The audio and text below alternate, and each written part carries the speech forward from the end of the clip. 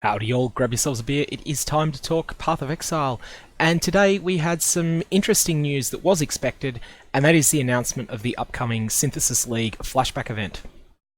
People that haven't played for a while, you may not have been around the last time there was one of these. This is a video that I'm making for newer and intermediate players discussing what this event means for you.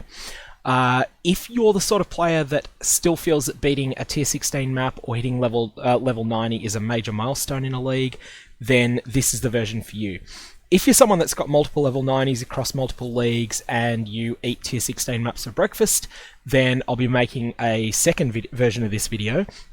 It's going to break down some of the information for more advanced players. We'll have a few extra sort of economic implications and things like that that are worth considering. But this is going to explain information from scratch. Now, the event's going to be live from the 9th of May in the United States and the 10th of May for people like myself that are in more Eastern time zones. So I'm Australian Eastern Standard Time. So for me, it starts at something like 7 AM my time on the Saturday. You can check the exact times on the Path of Exile website. And unfortunately, I am going to have to sit most of this one out because I'm going to be extremely busy with completely non-Path of Exile related stuff during the month of May, just between work and some other commitments not related to the YouTube channel. I'm going to be very busy during May, and so I'm not going to be able to play much in this, which I'm disappointed about. But anyways. So the first thing that a flashback event entails is a completely fresh economy. It's a clean start. So everyone starts with new characters. You can't bring over all of the equipment and gear, the currency that you've accumulated throughout the Synthesis League if you've been playing that, or the Standard League if that's where you usually play. It's a completely clean start. And this is actually really good for a lot of reasons. Firstly, everything that drops on the ground for a period of time has a potential to be exciting again because you don't have tens and tens of thousands of items dropping for every player every hour that have just accumulated and been cherry-picked through. Instead, people are scrambling for just whatever gear they can get to make their resists work, to make their, to cover stat requirements so that they can equip gems.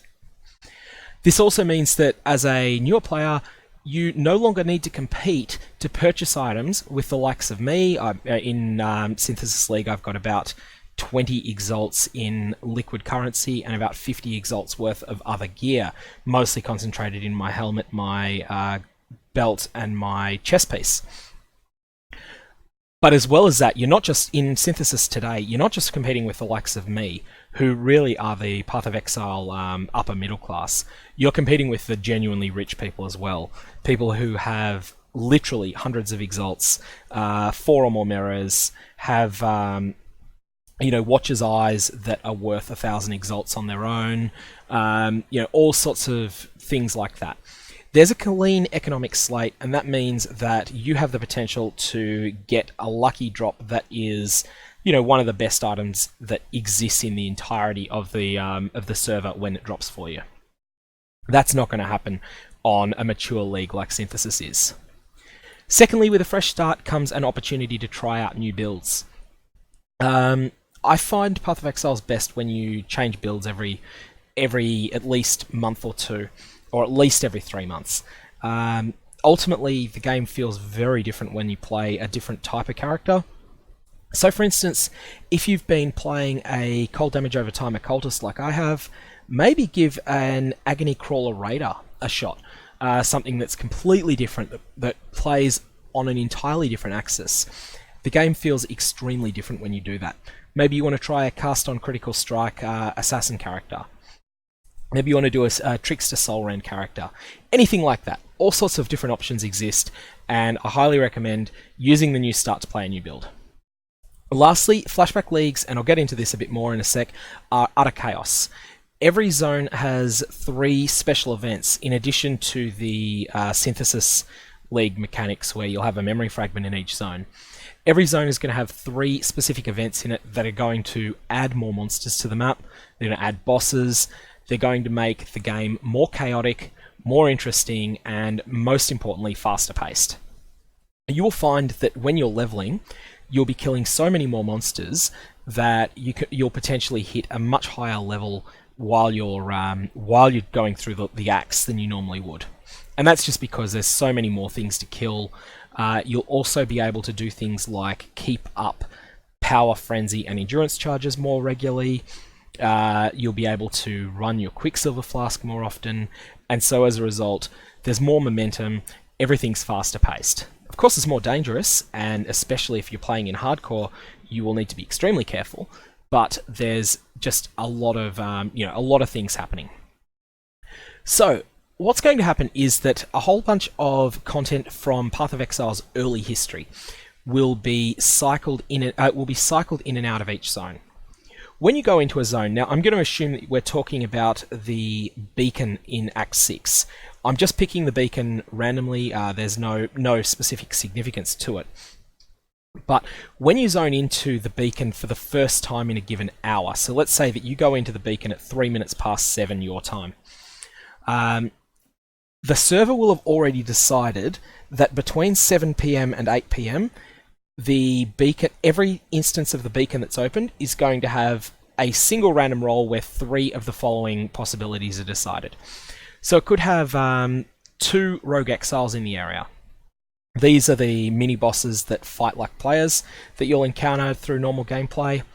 It could have 2 invasion bosses, which are mini-bosses that are much scarier than the rogue exiles, don't fight like a player, don't look like a player, they look like monsters, and you don't encounter them very much in normal gameplay.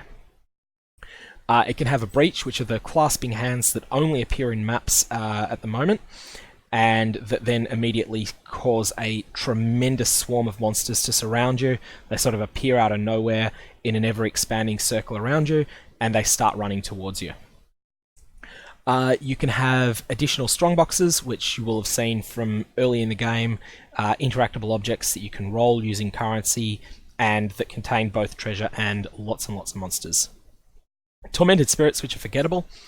Parandus chests, which are not too dissimilar to strongboxes in one way, where there's treasure that's guarded by a bunch of monsters. But the monsters are a bit more unique, and not monsters that are usually found in the game, with the exception of one map, the Ivory Temple map, which I believe is a tier 14 this league. It contains Parandus monsters sometimes, but when you can defeat them, instead of getting normal treasure, you will mostly receive Parandus coins, which are unique currency items, and there's a chance that there will be an NPC found in these zones that will be able to sell you various unique items and various currency items for those Parandus coins. Parandus is actually a pretty desirable mod as well. We'll get to how you game this system in a sec. Beyond is an option, which is only really available in maps and not in very many of them at the moment in the normal game. Basically, when you kill monsters, there will be a percentage chance, I believe it's 13%, for the monster to drop a little pile of poo on the ground. If 4 piles of poo are near each other, then more monsters will spawn out of that. Those monsters have enormous hit points compared to traditional monsters and have a bunch of nasty attacks. If you get 4 of these packs of monsters to spawn in one place, then a boss will spawn as well. And those beyond bosses are they're pretty dangerous at first. All of their abilities can be learned, and so when you get a bit of practice against them, they'll be a lot less scary, but they'll start out scary. Next up, we have the Nemesis possibility, which adds 3 rare monster packs with Nemesis mods, so this is just a lot of extra rare monsters on the map. Next one is a lot of extra magic monsters on the map. And then there's Abyss, which causes one of the cracks in the ground that you first see in Act 6 to spawn, and that'll, you'll get swarmed by monsters when you touch it. You'll have to run along fighting all the monsters that come out of it, and then potentially wind up fighting a boss at the end of it. And then there's Harbingers, which are basically very similar to Bloodlines in that they cause a lot of extra packs of blue monsters to appear on the map. Now, as I mentioned before, each hour, for every given zone, 3 of these mods are allocated to it at random. So let's just say that, for argument's sake, you go into the beacon in Act 6 and you see that it's got Cardiro, Breach, and Invasion bosses. Every instance that anyone on your server opens in that 1 hour time window of the beacon will have those same mods: Invasion bosses, Breach, and Cardiro, or Parandus. This means that once you get past the acts, while you're in the acts, I don't recommend really repeating these zones, but once you get past the acts and get into maps, it can be quite lucrative if you find a good combination of these various events on a given map, and you've got a stockpile of that map lined up. You can then just go bang, bang, bang, bang, bang, run lots of them in a row.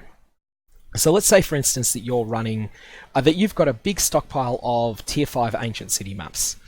You run one Ancient City and you find that it's got a Breach, that it's got Invasion bosses, and that it's got Harbingers. And let's say you really like this combination of mods. You can then run every Ancient City you've got. You can buy Ancient Cities off other players and run them as well. And doing this, you get to target farm the various options that you are most interested in playing against. However, you will have to then shuffle around to a different map on the next hour on the hour. Now, all of this is happening alongside a completely optional, highly competitive race that will be going on. This race entails basically two different races at once in a way. The first one is a race for the Demigod's Immortality items. These are basically a trophy. They're not something that you would use on a character in any serious way, and they'll wind up in your character's standard, in your character's items on standard. However, they're a bit of a trophy that says, "I was there," and they're also tradable. This means that if you play in the standard league, these become worth an absolute fortune, because they're just a piece of bling that exists in the standard league, where a lot of people have extraordinary amounts of currency that they can fork out in order to buy this bling from other players. Now, if you happen to be the first player, or one of the first 3 players of each ascendancy, so for instance, if you're one of the first 3 gladiators to reach level 100, then you will receive an alternate art Demigod's Immortality. If you're one of the next 7, so numbers 4 to 10, you'll receive a regular Demigod's Immortality, which will just have the standard art. This is an item you can't otherwise get in the game, and they're giving out, there's a total of 19 Ascendancy classes, so they're giving out 1900 Demigod's Immortality items in this. Sorry, not 1900, 190.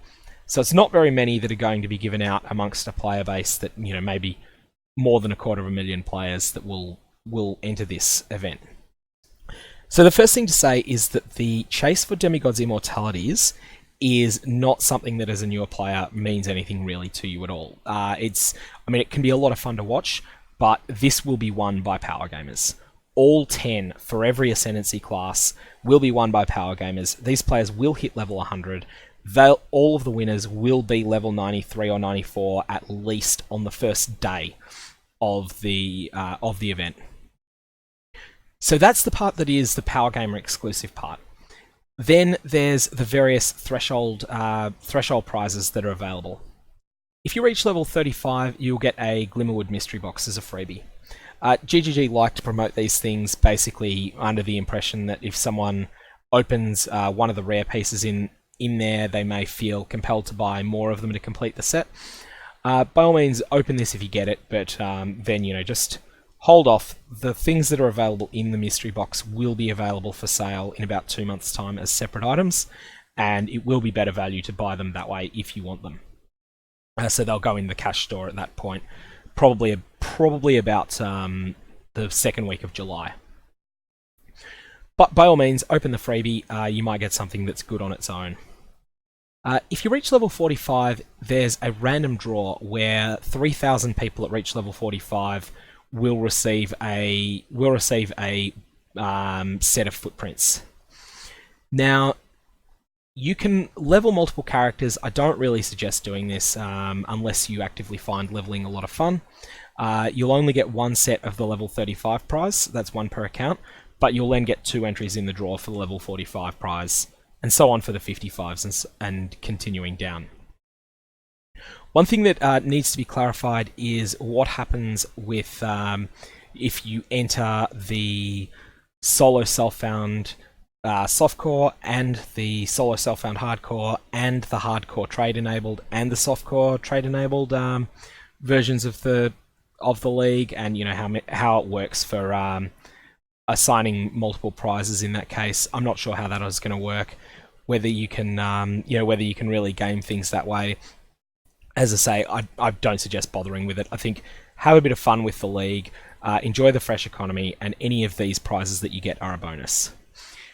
So these are the prizes that will be awarded to 3,000 people at hit level 45. These will be awarded to 3,750 people at hit level 55 at random. Then there's prizes for 1,500 of the players that hit level 65, for 1,075 of the players that hit level 75, and then 1,075 players that hit 85 and 95. Just to give you a heads up, leveling will be faster in this at least for experienced players, because all of the extra monsters will just make leveling a lot faster, and players that have experience with these mechanics, like the invasion bosses, and know what is really dangerous there, those players will not suffer too many deaths as a result of the league mechanics.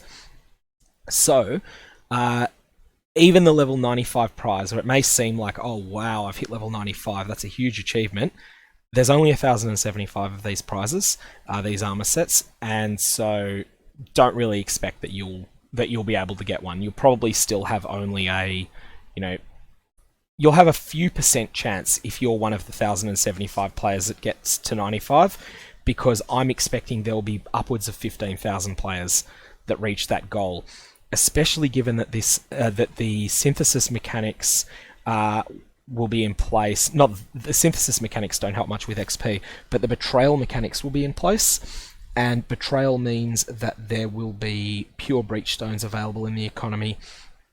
And so pure breach stones will have a huge impact on leveling to 95. They make it a lot easier. So for that reason, treat any of these that you win as a bonus. Don't really shoot for them. The main appeal for the event will be the chaos, the fast-paced gameplay, and the bonus of a fresh economy. There's a little bit of a Q&A that's come up here. The most important thing is that you cannot respec your ascendancy class. So if you start out as a, say if you're starting out as a witch, it's not unheard of for players that intend to play in the late game as an occultist to start out as a witch and to specialize early on as a elementalist, and then to switch over to an occultist later. Do not do this. If you do this, you will not be happy with yourself. There's also some of the other things that players sometimes do is start out as a Deadeye and then shift over into a Pathfinder. Again, don't do that. You will be sad. Just start out as a Pathfinder and with bad flasks, and make do until you get to a level where Pathfinder starts coming together. Do not delete your characters. This one's important. Don't delete characters, otherwise you will be sad. And if you choose to play in a hardcore league and your character dies, you'll still be eligible for prizes. One other important thing that's been raised is the discussion of whether this should be a void league or not. This is not a void league. What that means is that void leagues are something that GGG have experimented with in the past, where they create absolute and utter pandemonium in every zone. And we're not talking, say, having one breach, 2 strong boxes, and an abyss. We're talking zones where there are 10 breaches, or zones where there are enormous amounts of extra monsters, 20 rogue exiles, 20 invasion bosses. GGG's opinion, one that I share, is that events like that